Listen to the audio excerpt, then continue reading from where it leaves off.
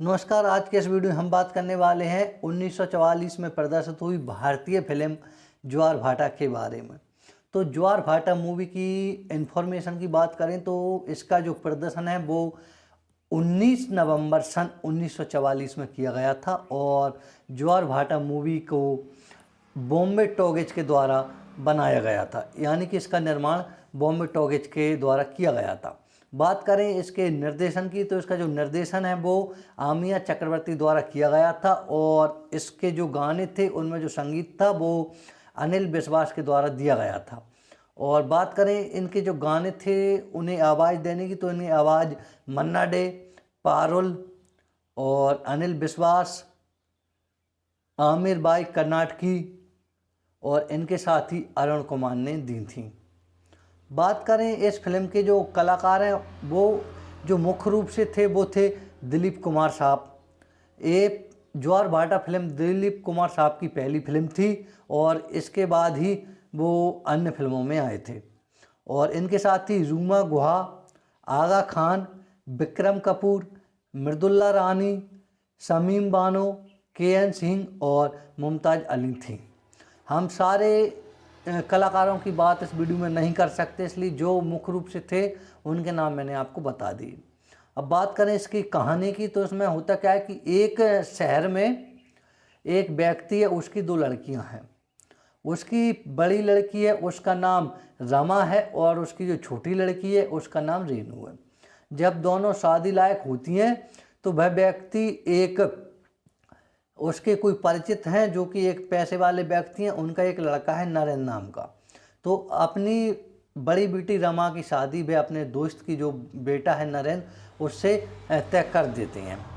उधर जो नरेंद्र है उसने रमा को नहीं देखा था, परंतु जो नरेंद्र की सगाई थी वो नरेंद्र के पिताजी के द्वारा की गई थी, इसलिए नरेंद्र चाहता था कि वह भी एक बार रमा को देख ले और शादी से पहले वह अपनी पत्नी से मिल ले।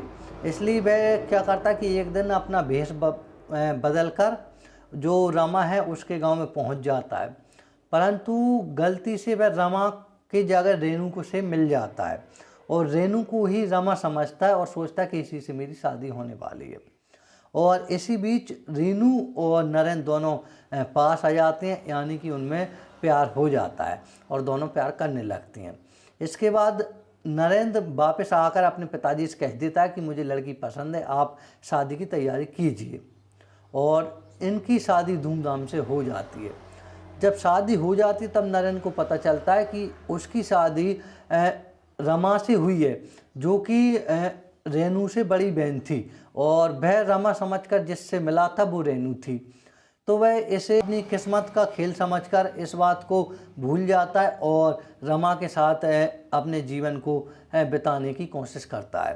परंतु जो रेनू है वो इस बात से काफ़ी नाराज़ होती है और भगवान के पास में मंदिर था वहाँ पे चली जाती है और मंदिर में जाकर वह भगवान से नाराज़ होने लगती है और कहती है कि आपने मेरे साथ ये ठीक नहीं किया, मैंने जिससे प्यार किया था उससे मेरी शादी नहीं हुई। इस तरह उसका भगवान से विश्वास उठ जाता है और वह इतनी गुस्से में रहती है कि वापस अपने घर न जाते हुए वह ट्रेन में सवार होकर और इस गांव का इस शहर था उसे छोड़कर निकल जाती है।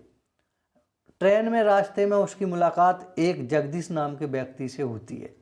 जगदीश जब रेनू से मिलता है तो उसे परेशान देखता है और उसकी परेशानी का कारण भी पूछता है, परंतु जो रेनू है जगदीश को अपना जो परेशानी का कारण था वह नहीं बताती है। लेकिन धीरे धीरे नरेंद्र और रमा में बातचीत होती है तो जो रेनू है उसे पता चलता है कि जो जगदीश है वह एक म्यूजिक सीएन है, यानी कि वह एक म्यूजिक की जो मंडली है वह चलाता है और उसके स्टेज शो होते रहते हैं। तो वह जगदीश के साथ मिल जाती है और उसकी मंडली में काम करने लगती है। जगदीश उसे डांस करना सिखाता है और धीरे धीरे वह बहुत अच्छी डांसर बन जाती है और इसके शो देश विदेशों में होने लगते हैं।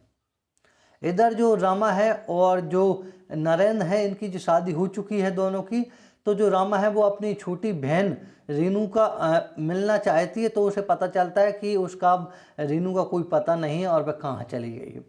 तो वह अपनी छोटी बहन को ढूंढती है और एक दिन एक स्टेज प्रोग्राम करते हुए उसकी मुलाकात रीनू से हो जाती है। और जब वह रीनू से मिलती है तो उसे वापस अपने साथ चलने को बोलती है, लेकिन वह उसके साथ जाने से मना कर देती है और जगदीश के साथ ही चली जाती है। जब जगदीश अपने गांव जाता है और रीनू को साथ ले जाता है तो वह अपने गांव में रीनू को अपनी बीवी के रूप में सभी से मिलवाता है। इससे जगदीश और रीनू एक पति पत्नी के रूप में रहने लगते हैं। जब रामा है उसे पता चलता है कि रीनू जगदीश के साथ रहने लगी है और वह किसी गांव में है, तो रमा अपनी छोटी बहन से मिलने के लिए उसी गांव में पहुंच जाती है और किसी तरह इस दोनों को, मतलब रमा को जो है रीनू, अपनी छोटी बहन रीनू को मनाकर वापस ले आती है और अपने साथ ही वो रहने लगते हैं सभी लोग मिलकर।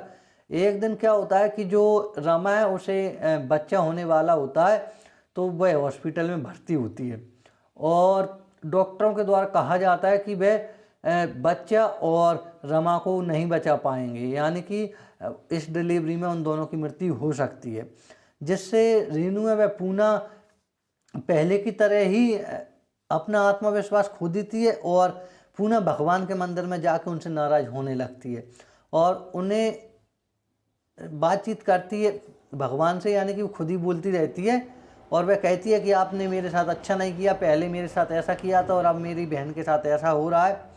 लेकिन जब वो भगवान के साथ रहती है तो उसे पता चलता है कि रमा का बच्चा हो चुका है, अब रमा और बच्चा दोनों ही ठीक हैं, जिससे वह भगवान में पूर्ण श्रद्धा रखने लगती है।